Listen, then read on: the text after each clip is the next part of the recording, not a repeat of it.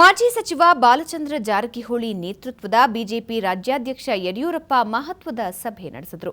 ಬೆಂಗಳೂರಿನ ಡಾಲರ್ಸ್ ಕಾಲೋನಿಯ ಯಡಿಯೂರಪ್ಪ ನಿವಾಸದಲ್ಲಿ ಬಾಲಚಂದ್ರ ಜಾರಕಿಹೊಳಿ, ಉಮೇಶ್ ಕತ್ತಿ, ಬಸವರಾಜ ಬೊಮ್ಮಾಯಿ ಸೇರಿದಂತೆ ಪ್ರಮುಖ ನಾಯಕರ ಜೊತೆ ಸಭೆ ನಡೆಸಿದ ಯಡಿಯೂರಪ್ಪ ಅತೃಪ್ತರ ಅಸಮಾಧಾನದ ಬಗ್ಗೆ ಚರ್ಚೆ ನಡೆಸಿದರು. ಸಾರ್ವತ್ರಿಕ ಚುನಾವಣೆಯ ಟಿಕೆಟ್ ಸಮೀಕ್ಷೆಯ ಮೂಲಕವೇ ಅಂತಿಮವಾಗಲಿದ್ದು, ಸಮೀಕ್ಷೆ ಹೊರತುಪಡಿಸಿ ರಾಜಕೀಯ ಕಾರಣಗಳಿಗೆ ಹಸ್ತಕ್ಷೇಪ ಮಾಡುವ ಪ್ರಶ್ನೆಯೇ ಇಲ್ಲ ಅಂದಿದ್ದಾರೆ. ಸಭೆಯ ನಂತರ ಮಾತನಾಡಿದ ಮಾಜಿ ಸಚಿವ ಬಾಲಚಂದ್ರ ಜಾರಕಿಹೊಳಿ, ಇಂದಿನಿಂದ ಸಭೆ ಅತ್ಯುತ್ತಮವಾದ ಬೆಳವಣಿಗೆ ಅಂತ ಹೇಳಿದರು.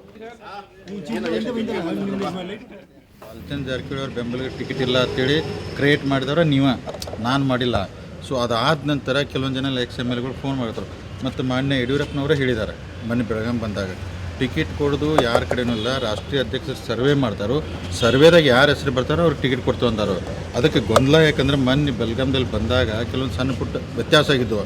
ಅದೇ ವಿಷಯದಲ್ಲಿ ರಾಜ್ಯದ ಅಧ್ಯಕ್ಷರು ಫೋನ್ ಮಾಡಿದರು, ಸೋಮವಾರ ಬರ್ತೀವಿ ಅಂತ.